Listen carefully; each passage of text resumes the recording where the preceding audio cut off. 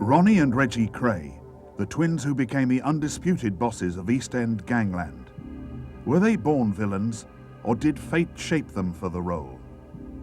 A lot of people stole things because they were hungry. They had no other means to live. I know people say, oh, other people got out the East End and they made it. It's not like that for everybody. I mean, some people are more brainy than others. They have more chances. And in your life, you mean to go one way and you're pulled another. It's not the individual's fault all the time. The Krays had got something about them that was almost indefinable. To say that they were personalities is wrong because they projected an aura of evil, of power.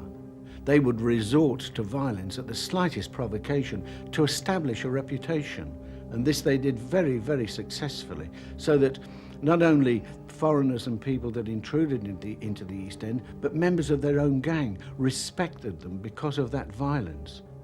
But if the Krays were so evil, why did the community in which they lived put up with them for so long? In London's poorer quarters, the line between right and wrong had long been blurred. Many of life's simple pleasures were outlawed by the state. Late-night drinking, card and dice games, and off-course betting. I mean, I lived in a place called South Grove Buildings. It was a big old block of flats. There was at least 3 bookmakers in there, used to take the bets. And they all got a living. And all of a sudden they might say to my dad, Barney, my dad's name, Barney, got nicked you today. So at B's turn to get nicked, they'd take him to court. Illegal bookmaking, street bookmaking, might get found a fiver.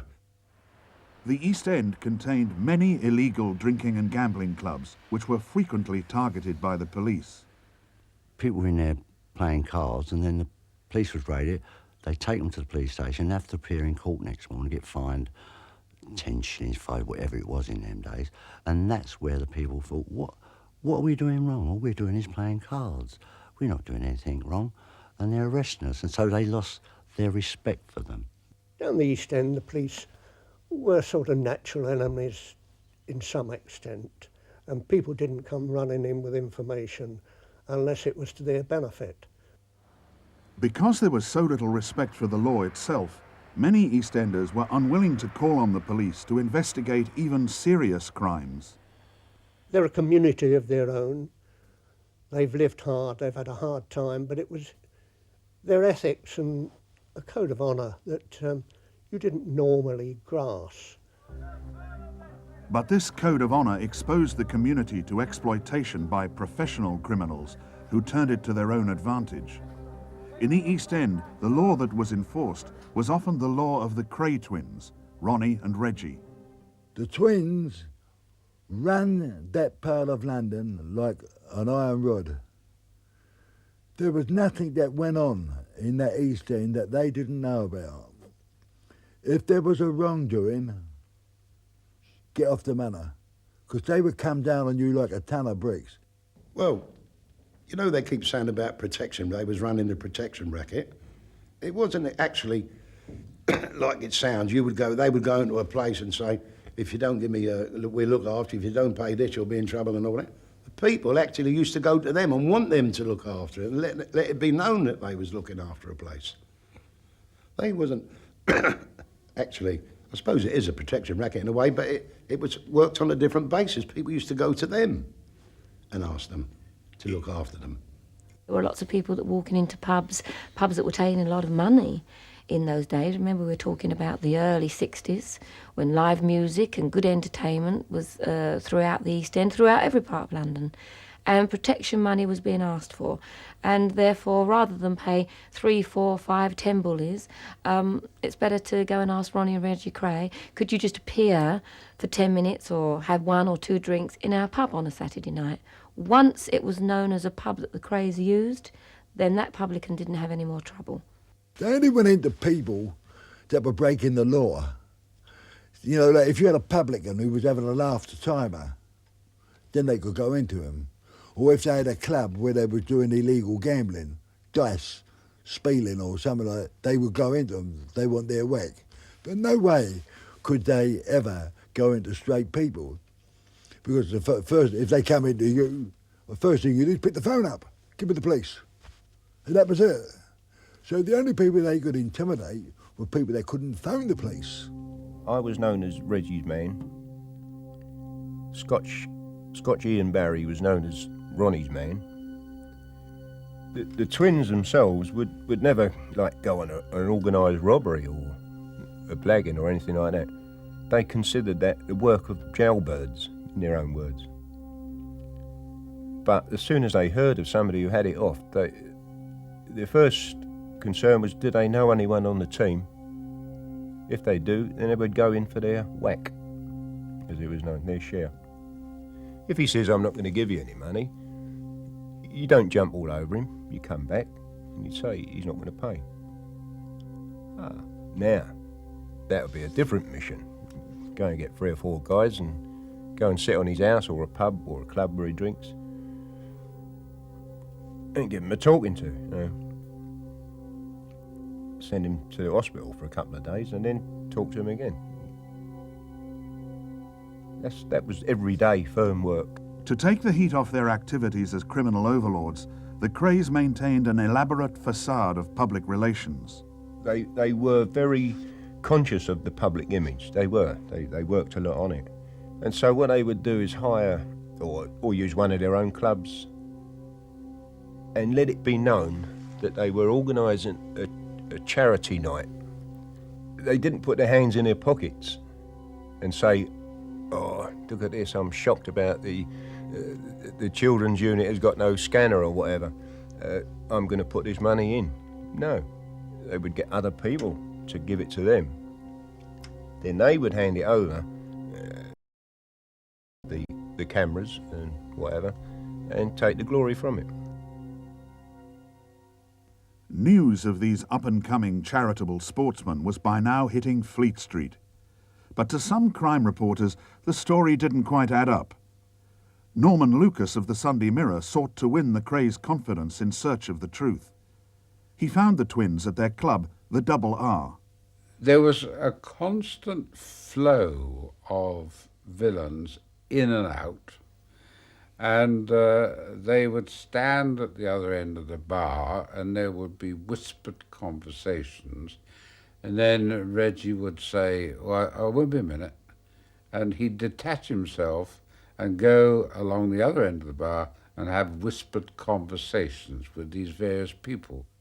It was then that I began to get my first suspicions that the Krays weren't what they were pretending to be, very, very honest chaps who were working for charities.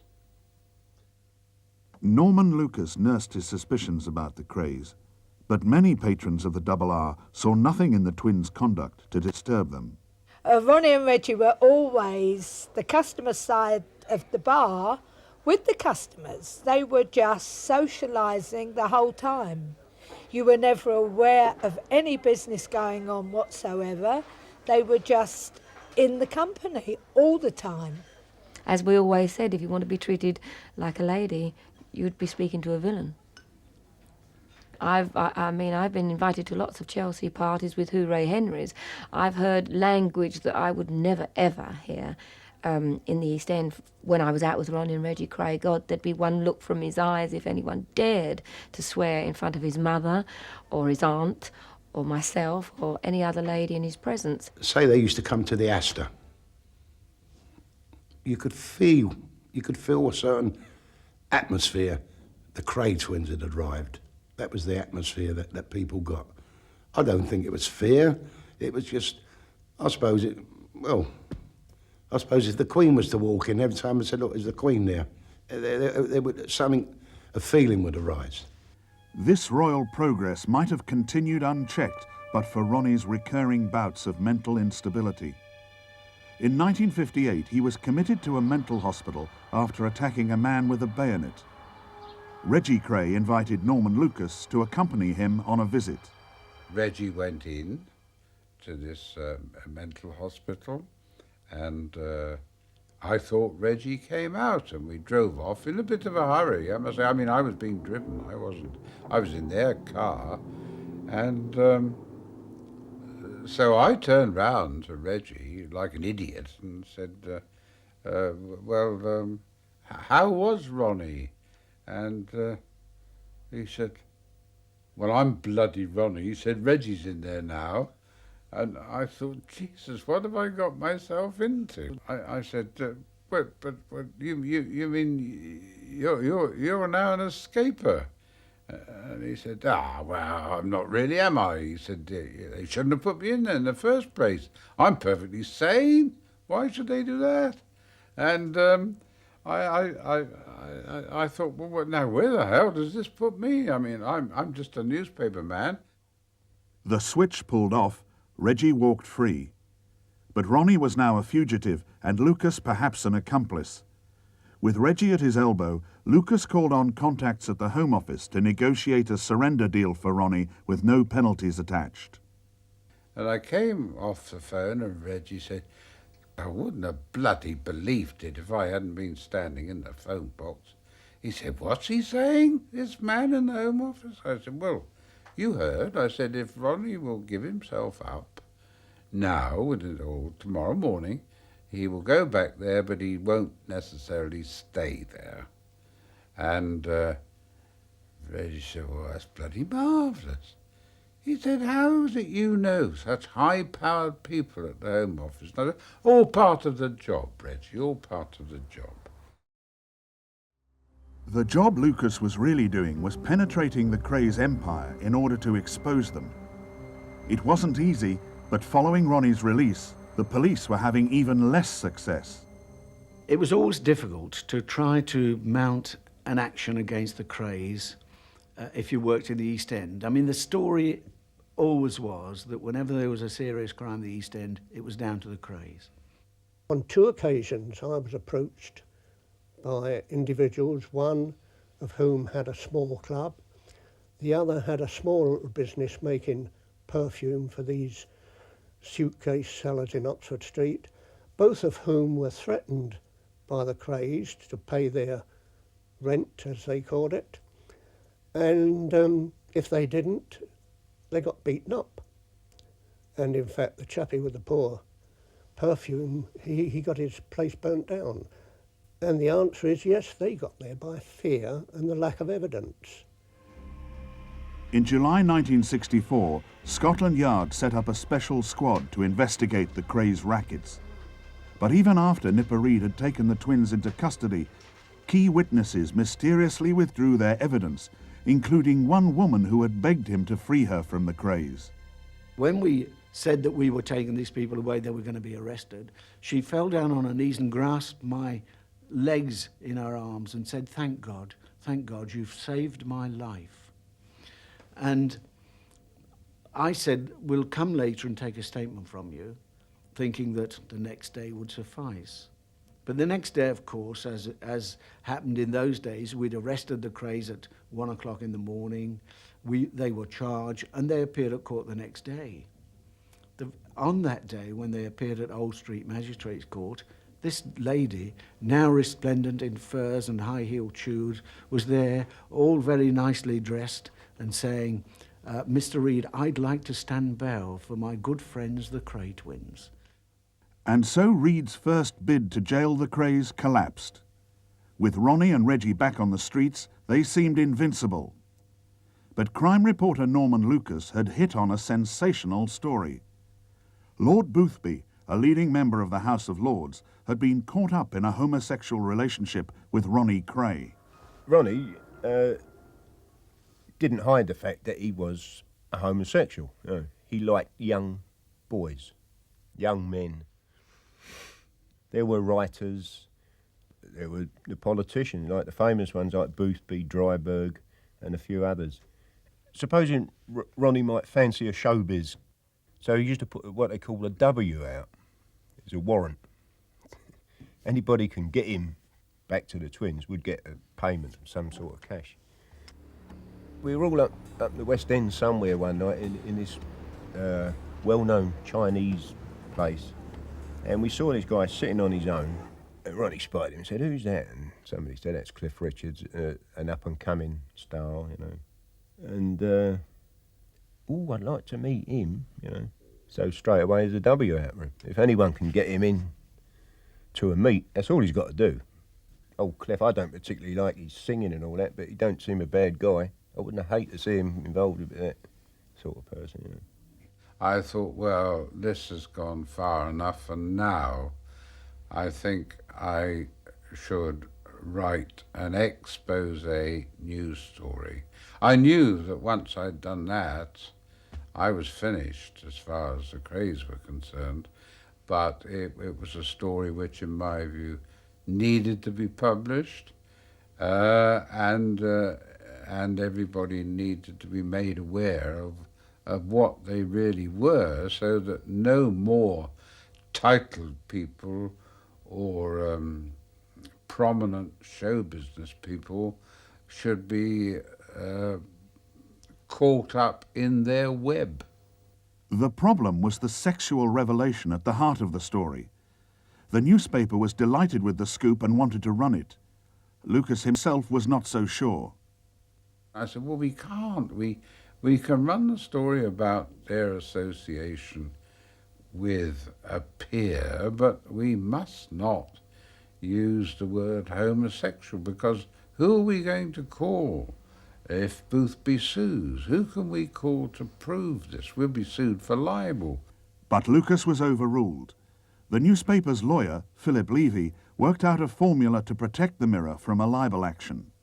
And Levy said, well, as long as you just say that Yard are probing a homosexual relationship between Ronald Kray and a peer, you will be safe. And but don't mention Lord Boothby's name. The allegation was inserted into Lucas's story. The Mirror went ahead and published. But then, of course, the walls came tumbling down on the Monday, because Boothby did the most cunning thing in the world. He wrote a letter to the Times saying, everybody says this is me. And on that basis, he sued us and got £46,000 damages, which, as I learned just 48 hours later, after he got the money, he was forced to hand over to the Krays, who blackmailed him and said, well, if you don't, we will say this is a true story. Now the Kray twins seemed untouchable, but the old demons of paranoia returned to haunt Ronnie. The slightest squeak of opposition was enough to trigger the most extreme of responses. With Ronnie, it was different. It was a bit more weird, if you like, because other people's violence, if he heard about it, he would get them to sit down and give it to him detail by detail. He got something out of it, you know. He was definitely Freddy Krueger type person, you know. I mean, Ronnie would smash somebody. He would literally smash them, you know, with whatever he had in his hand. Doesn't matter if it was a hammer, a bayonet, or an axe, or whatever. He would just slice somebody for the wrong word. One man with no respect was George Cornell, who had publicly ridiculed Ronnie for his sexual preferences. People said to him, George, you know, you want to be careful. You're going over the top. Ronnie won't stand for this if you go. You know what he is? He's a nutter. That's how people say. He won't stand for this. And he carried on and carried on. Ronnie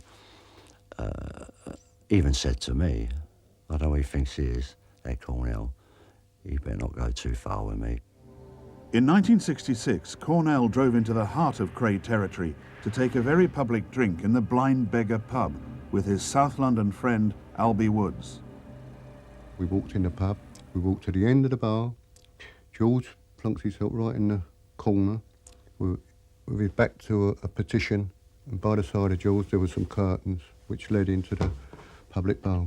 And this was at 8:10 in the evening. There were a number of other people in the pub, 32 people altogether, in fact. And the barmaid was behind the bar and so on. It was the normal kind of evening in a pub of that kind, when suddenly the door burst open and Ronnie Kray walked in with another man. I sensed someone had stopped a couple of feet before they've reached me and about a step backwards, like, you know, near enough behind me. I looked back at George. I noticed there was a gun pointing at George. I looked back at George quick. George was really snarling at him, sneering at him.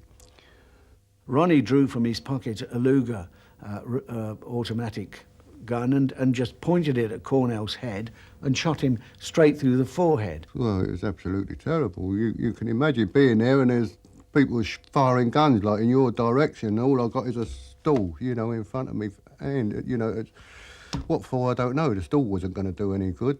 You don't think of nothing. You know, all I was thinking of was any second, like, it's going to be me. Within minutes, the bar was empty. People were gone.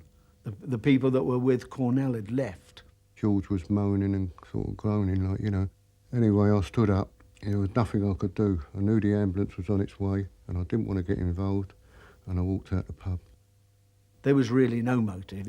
It was just a question of Ronnie trying to assert himself as a gang leader, to show that he was like the Americans, that he'd got his button, as they say, that he'd killed his man. He wanted to show his gang that he was really the colonel. He wanted the public to know that he was a gang leader. And so it was with this in mind that he was able to walk into the Blind Beggars with 32 other people inside, with no attempt to disguise himself, confident because of his ability as a gang leader that he could walk in there and know that no one would give evidence against him. Charlie Kray was unaware of the shooting. A few hours later, he was summoned to meet Ronnie. I said, what's the matter? He said, oh, I've just shot Cornell. So I said, oh, what are you, man? What, in a pub? You've gone in a pub and shot someone in a pub? Oh, I said, oh, do me a favour, Ron. You know what'll happen now. They'll have you by tomorrow. Don't worry about that. Ronnie eluded the police, but it wasn't long before they caught up with Albie Woods. They said, right, now we want you to name who killed George Cornell. I said, I don't know who killed George Cornell. I said, I never saw their face. I said, it happened so quickly. I said, and, you know, just that they were standing behind me. I said, the shot, you know, went right across my face into George. And when we tried to get witnesses, people said they didn't see anything, they didn't hear anything. You know, it's as if the thing had never happened. The barmaid said she was downstairs. She was in the cellars trying to get some more drinks up and things of that kind. And so that there was this desperate situation where suddenly this dramatic event had taken place and nobody had seen anything. But they kept trying and kept putting plenty of pressure on, and, you know, but with all the pressure and all what I was offered, you know, no way could they win with me. I'd sooner be inside for the rest of my life than, you know, grass people up. When I think about the Cornell case and all the problems, that was really the beginning of the worst problems I was ever going to have. When I knew what happened, when they told me, I thought, I was just sick inside, you know, and I thought then that this is the beginning of the end. Further evidence of Ronnie's deteriorating condition was the extraordinary scheme to spring his old friend, Mad Axeman Frank Mitchell, from Dartmoor jail in the absurd hope that it would force the Home Office to grant him an early release. In fact, it was hardly an escape at all. Mitchell simply walked away from a moorland work party and was picked up in a car by Donahue. We were actually in Fulham when it came on the news that he'd been reported missing. Anyway, he went up in a flat over in Barking and he started performing. You imagine, if all the psychiatrists and screws and whatever can't control this guy, what chance have the twins got, you know? We got him a girl, hostess out one of the clubs, keep him quiet. That worked for a couple of weeks. But it soon became clear that Frank Mitchell was more trouble alive than dead. They wanted him to give himself up and go back to prison. But of course, it was too late then. Mitchell had enjoyed this comfort, relative comfort. He'd enjoyed the pleasures of this young girl. And so he said, no, I'm not going back. And then he became an encumbrance. And so then it was decided that they'd got to do something very positive about him. They told Mitchell that he was going to another house in Kent. It has never been proved who was behind the events that unfolded next. Pack up, get him out of the flat, take him round the corner. The guy stood on the pavement, opened the back of this old Thames-type van. I get in, there's two guys sitting on a wheel casing on the left. The wheel casing on the right is empty, so Frank got in first. I went to sit beside him.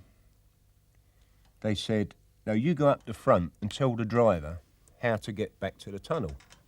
And I'm saying to the driver like a plum, I'm saying, just go down, do a right, and you're back on Barking Road. In the meantime, the guy shut the back doors. He's come round to where he's going to sit in the passenger door. Gets in. The van is running now. He gets in. As he slams the passenger door, I later found out that was the signal. I'm still leaning like an idiot talking to the driver. Bow, bow, bow. The guns start off behind me. And they just kept popping the man. And he came off the casing onto his knees and then he fell back. And these bullets were going all over him. Then he sort of went still. And one of the guys leaned over and put 3 shots in around the heart. You could see his shirt jumping. And now we're moving. We've done the first right. We're going up. We've got to do the next right. All of a sudden, there's a groan. So the guy said, he ain't dead. Give him another one. I'm empty. Now, I'm started thinking, I've got to go as well here. I'm piggy in the middle. Yeah. I was pleased to hear one guy's empty. Anyway, the other guy puts the gun behind his ear and pop. That's the last shot that was fired. Now I'm thinking, the next thing I can do is dive in this cab amongst these two and just start kicking and punching till I can get out. I'm firmly convinced I'm going to die. Anyway, we now come back up to the old Barking Road. So I said, right, all you got to do, drop me off here. Hopefully. So the back door was opened, I got out. And I started walking away. I was still waiting for one in the back of the nut as I was walking away. But when I heard the van pull off, that was it, I was pleased. Ronnie's lust for violence was beyond control. This increased the pressure on Reggie. His marriage to childhood sweetheart Frances Shea was cracking under the strain of her husband's criminal lifestyle. Well, she would smile, but, I mean, what's a smile, you know? You can sit in a dentist's chair and open your mouth and it looks like you're smiling, but there was a lot of glamour to it, I suppose, and it must have looked nice at the time, but when she actually saw how the whole thing was made up, with Ronnie screaming in the background and going into his troughs, she must have got sicker, probably frightened of it as well. See, because in the early days they were both homosexual. And then Reggie sort of came away from it. He has asked me how you actually touch a woman to make her excited, liven her up. He didn't know where you touched her, how you touched her or what. And be honest with you, I don't think he knew where to put it while he was married. The problem was, an ordinary person would have gone through a divorce and met someone else. Now, she couldn't do that. If you can imagine some handsome young chap falling for Ronnie Kray, and Reggie heard about it, you know, he's going to have his legs cut off. You know, so she could never have another life, sort of thing. Just 2 years after her celebrity-style wedding, Ronnie Kray killed herself with an overdose of sleeping tablets. I've never known anyone in my life to idolise someone like he did her. He really did idolise her. And when she died, it slaughtered Reggie. He was taking tranquilizers, he was drinking, and he was never in a right frame of mind for a long, long time. It just crucified him. Distraught with grief, Reggie Kray was unable to help Ronnie in his desperate struggle with madness. If you went to the house, you would see him sitting in his armchair and he'd be like this. He'd be chain smoking and he'd be popping these heavy pills and scowling. He used to scowl a lot. And if somebody said something, it'd be like a general conversation going on. And if he wanted to listen to one particular person, he'd shut up, you. And now you knew it was time to shut up, because, see, with Ronnie, you could say to him one day, time to go down the caravan or something, you look like you're putting on a bit of weight. That'd be okay. You could say exactly the same thing tomorrow. And you would have to fight for your life.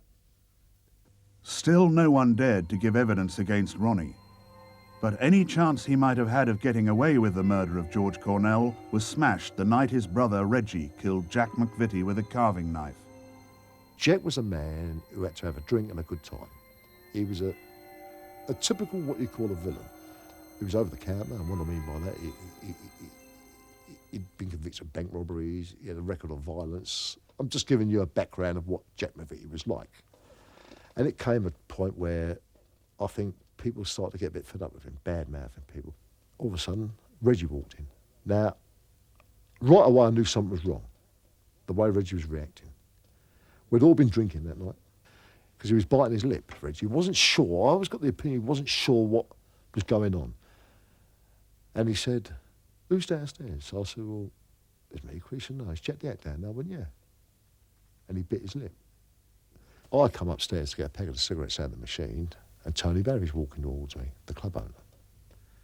And he says to me, there's a party around at Blonde Carol's. So we go down to Blonde Carol's house, which is Nevering Road, and we're having a bit of a joke on the way down. And we go in, and we go down the stairs, and Jack goes running in the room, where's the party, where's the party? When I walk into the room, I see Ronnie over in the corner, watching television. And the next thing, Ronnie pushed past me, went hello Tony, and he hit Jack under the eye of a glass, a gin glass, little glass it was, and he cut him under the left eye. But the next thing that happened, Reggie got a knife in his hand, and Hart pinned him for some reason, got hold of him, and he let him go, and Reggie tried to shoot him, but the gun failed to go off. It's a 32 Mauser. It was a brand new one. Come on, I mean, I don't believe this is happening. These are professional people. I mean, these are the most professional villains in London. You don't do these kind of things. I thought, what have I got myself involved in here? And I said to, I think it was Connie White, I said, Connie, I don't want no part of this. This is so out of order. And Ronnie Kray came out and he said, what's the matter with Chris? And Connie said he didn't come down here for this. In the meantime, Jack jumped up, and this is what exactly happened. He walked over to the window and he punched the window, and the words he said were this, who do they think they are? And he punched the window in temper. And for the first time I was scared. That's what I really felt. I've never told anybody that. And in some ways I felt a coward. There was a part of me wanting to run in and just help the guy out. And a part of me held back because Tony was there, and I mean, I didn't know what he knew or what he didn't know. So I'm really on the horns of a dilemma, you know. Whichever way I turn, I mean, I've got a sword hanging over my head. When the gun failed to go, I thought that would be it. But then again, I look back on it, and I think to myself, he had to go. You couldn't leave him free now. We'd set him up. We'd put him in the middle. There was no way out. Whatever way it did, he's going to have to go. The next thing that happened is a carving knife is thrust into Reggie's hand. Now things are moving fast, and all I saw was the knife. He must have stabbed him twice within seconds, because I see him sag, and the next thing that happened, Reggie done him in the neck, and the knife arched. And I turned away then, and as I turned around again, I saw the two Mills brothers running out of the room. And there's Jack on the floor. And he had a gash in his neck, which I would say went a third of the way around his neck. But he was dead. The blood was everywhere. And there was just this silence there for about 30 seconds. No one seemed to realise what had happened. Everyone was looking at each other. And all that happened then was Reggie saying to me, get rid of that, Tony. And they'd gone. I went downstairs, and there's the body laying there. But it's hard to understand unless you was in my boots. I just didn't think he was dead. I just couldn't imagine him. I mean, he's laying there in front of me. I thought he was going to come to life. I thought he was asleep. I just didn't think he was dead. Then we heard a knock from upstairs, and it was Tony. I said to my brother and Ronnie Bent, I said, well, what did we do here? Now, the idea is to get him out of that flat. Went upstairs and got a quilt. You know, one of them big fleecy kind of quilts, the old-fashioned kind. Got one of them. Got Jack's body, put him on the quilt and wrapped it over.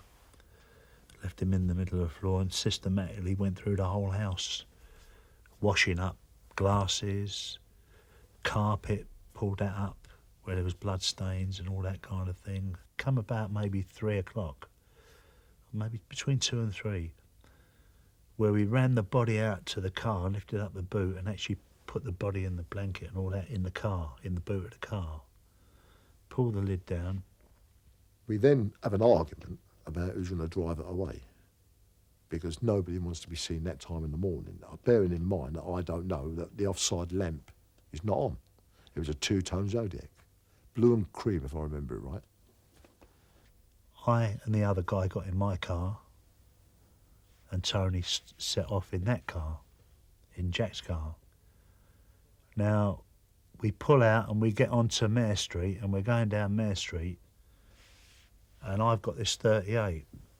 Now, no way am I going to let anybody take Tony.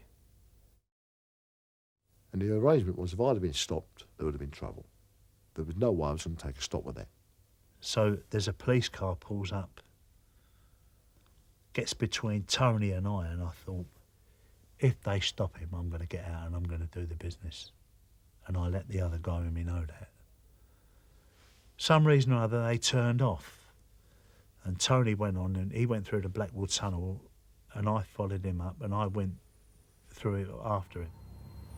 A few hours later, the car with McVitie's body in it was abandoned in South London. So we have a meet with them. The twins about a week later. They'd gone up the country in the meantime.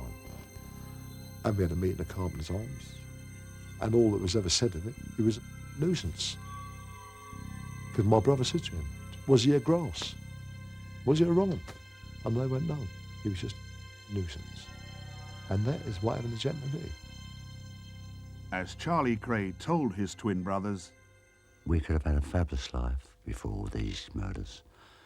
We had it made and we could have gone to better things. And as I said, you two would have been somebody. You was fate in life.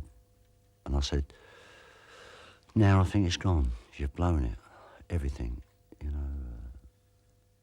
Our mother, father, me, you. We're going to go. I know we are. And everything's finished. The police were now investigating the Krays' involvement in at least 3 murders. At last they felt they had the evidence needed to mop up the firm. The 34-year-old ex-boxer twins, Reginald and Ronald, came here early this morning with flying squad officers, and they're still here. They were in bed when the squad called at their home in Shoreditch at about 6 o'clock this morning. But Donahue escaped the net. And I didn't know anything had happened till I get in the lift, go up to I forget what floor they were on. I walk along and I see there's 2 coppers outside their flat. Even that wouldn't normally worry me too much. I see their front doors standing up against the wall. And I thought, oh yeah. And one of these coppers said, who are you? I said, my name is Donahue. I've got a cab firm in Bow. And I have a running account with Mr. Kray. And I come once a week to collect. Anyway, he very politely tells me I won't collect that particular week and piss off. So I did, and I was gone. And I went all over the place. Wound up in Bethnal Green. 3 weeks later, the squad came in, and that was it, wiped up. Nicked. Somebody said to me, have you heard about the Krays? I said, no, I haven't. He said, they've all been arrested. they made a dawn raid. Well, it wasn't a matter of weeks before I was staying at a hotel called the Hearts in Walsall that the police made a raid there and brought me down to Tintagel House. At their headquarters on the south bank of the Thames, the investigating team headed by Leonard Nipper Reed was searching for the first cracks in the wall of silence that protected the Krays. You see, this was a conspiracy between a number of people. And when you get that situation, unless one or other is prepared to give evidence for the Crown, then it's impossible to break that silence. I tried it, as I've explained, with 3 of the participants, and all of them had rejected my overtures. And Nipper said, well, do you want to talk to us now? So I said, no, I don't want to talk to you. Why should I want to talk to you? We are asking you what you know about the murder of Jack the Hat McVitie. I said, I don't know nothing. Well, as we've got it, you were there but took no actual part in the murder. In fact, you quietly protested about it. I said, I don't know what you're talking about. So I'm not only defended, I mean, I'm lumped with them anyway. There's no way I can get out of it. If I want to change solicitors, I'm going to offend them. You understand what I mean? So really, there was no way of even fighting the case. And really, I mean, there were in many respects, anything you said to defend yourself put them in a very, very bad position. So invariably, we said nothing. As far as the twins were concerned, it didn't happen. We can't be seen to be saying something did happen when they're denying all knowledge of it. That's a nail in their coffin. And bearing in mind, we were with them. We were involved here. It's not our row, but we were involved. So we've got to sync with them, whether we liked it or not. People have said to me many times, I wouldn't have done that. But they haven't got to look in the mirror. It's me who's got to look in the mirror at the end of the day. And I have to live with that. And I couldn't stand the thought that anything I said would help to convict men and put them down for that length of time. But the persistence of Nipper and his team was rewarded. One after another, former Kray associates broke the criminal code of silence and turned Queen's evidence. Anyway, I go up for a solicitor's visit, it's called. I walk in the room, there's the twins and Charlie Kray and old Manny Freedy sitting down. There's an empty chair for me. So we're all sitting down. So they say to me, what do you reckon? I said, well, this is what I've made, notes I've made. Reggie takes the notes, reads them, and just ripped them up. When he sees this, Freedy, he gets up, he says, I'll go and get another chair. Who for? We're all sitting down. He just wanted to be out of the room so they don't hear. Ronnie says, don't bother with notes, Albert. He said, what we're going to do, Scotch Jack is going to hold his hands up for Cornell. Young Ronnie's going to hold his hands up for Jack the Hat. And we want you to hold your hands up for Mitchell. And we'll take all the violence and frauds. What a wonderful chap, you know. So I looked at him and I said, no. And wow, the temperature went down in that room about 10 degrees straight away. And he just staring at me. So that was it. I am now off the firm. Freedy comes back, smells it, and he said, my boy, just because you're not a Kray doesn't mean you won't get the same treatment. I said, yeah. Finish. Donahue trusted his instinct. He pleaded guilty to a lesser offence of being an accessory to murder and was sent to prison for 2 years. The most damning witness of all proved to be Ronnie Hart, the Krays' own cousin. Once Hart had decided to tell us who was present, what their involvement was, and the fact that they were present, of course, makes them guilty of the murder. Indeed, as guilty as Reggie Kray had actually wielded the knife. Once he had given that evidence, we could charge all of them, which we did. He said, you want to go down with him, you're going to go down with him. Don't stand no nonsense off him. Charge him. Ronald and Reginald Kray were sentenced to life with a recommendation that they should serve a minimum of 30 years. Chris and Tony Lambriano were also sentenced to life. They didn't come out for 15 years. Charlie Kray was sentenced to 10 years for being an accessory to murder.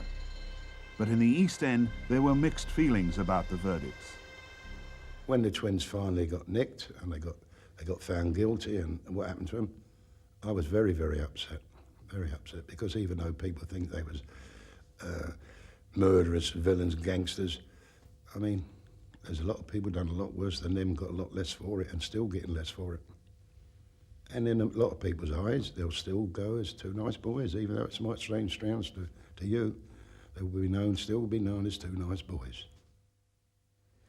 I mean, the whole of the East End was devastated. I don't think they ever dreamed, nobody in the East End thought that they'd be sentenced to 30 years, minimum sentence. But one of the architects of their downfall has no such sympathy. I didn't consider them to be friends as such. Okay, I enjoy having a drink with anybody, and I enjoy listening to anybody's stories of this or that. But I felt that at the end of the day, I was going to get a first-class story out of it, possibly a book, a feature series, and do a public service in exposing them. And I had no scruples about using them and conning them as much as I could.